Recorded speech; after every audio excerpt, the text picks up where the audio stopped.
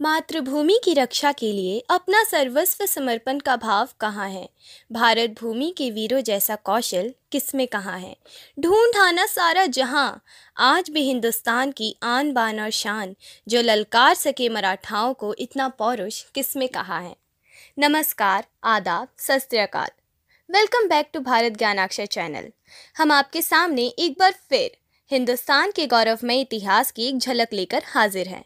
जी हाँ दोस्तों, आज हम बात करेंगे एक ऐसे शख्स की जिसने जन्म तो एक साधारण परिवार में लिया था, एक परतंत्र देश में लिया था, परंतु इसके बावजूद भी अपने पराक्रम और कौशल से भारत के इतिहास में अपना नाम स्वर्णिम अक्षरों में लिखवा दिया। जी हाँ, आप बिल्कुल सही समझे, हम बात कर रहे हैं नेताजी पालकर की।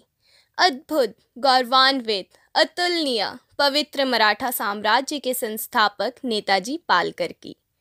कहने को तो ये शिवाजी महाराज के एक सरदार या सेनापति थे, परंतु इनकी जीवन गाथा से आप सब भी वंचित होंगे। तो चलिए, आज हम आपको इनके बारे में कुछ ऐसी बातें बताते हैं जिससे आप अछूते हैं। पालकर का जन्म भारत के खालापुर, महाराष्ट्र में चौक नामक एक छोटे से गांव में एक चंद्रसेनिया कायस्थ प्रभु परिवार में हुआ था। नेताजी के पिता आदिल शाह के अधीन पश्चिमी महाराष्ट्र में एक प्रमुख जागीरदार थे। मनकोजी दाह टोंडे की मृत्यु के बाद वर्ष 1657 में पालकर को सरनौबत बनाया गया था। शिवाजी महाराज की उदय की अवधि के दौरान उन्हें कई प्रभार दिए गए जो उन्होंने सफलतापूर्वक पूरे किए।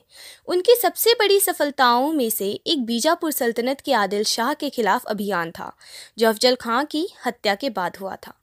लोगों के प्रति उनका व्यवहार और उनकी मदद का भाव इतना था कि सभी उन्हें जानते थे और उन्हें शिवाजी की छवि मानते थे। और कुछ लोग तो यह भी कहते हैं कि उनकी कद काठी भी बिल्कुल शिवाजी महाराज की जैसी है। अब हर समय तो अनुकूल तो नहीं चलता है। बीच बीच में उनके कुछ कार्यों के कारण मुगल उनसे परेशान थे और शिवाजी उनसे नाराज थे, क्योंकि उन्होंने शिवाजी को जय सिंह और दालेर खां के कार्यों के बारे में सूचित नहीं किया था। शिवाजी की उपेक्षा के अनुसार मुगल आदिल शाह को जीतने में असमर्थ थे। फिर शिवाजी की आगरा में औरंगजेब से मुलाकात के बाद नेताजी पालकर जय सिंह की सेवा में शामिल हो गए। इसके बाद मुगलों का आतंक इतना बढ़ गया था कि जिन्होंने जबरदस्ती नेताजी पालकर का धर्मांतरण करवा दिया, हम सोच भी नहीं सकते कितना बुरा लगता है जब आपको अपनी ही माँ को किसी और की माँ की तरह देखना पड़े। इसके बाद उन्हें गिरफ्तार करवा दिया गया। कुछ दिन वे नज़रबंद भी रहे और फिर उनका धर्मांतरण करवा दिया गया। फिर उसके बाद उनका नाम मोहम्मद कुली खां था।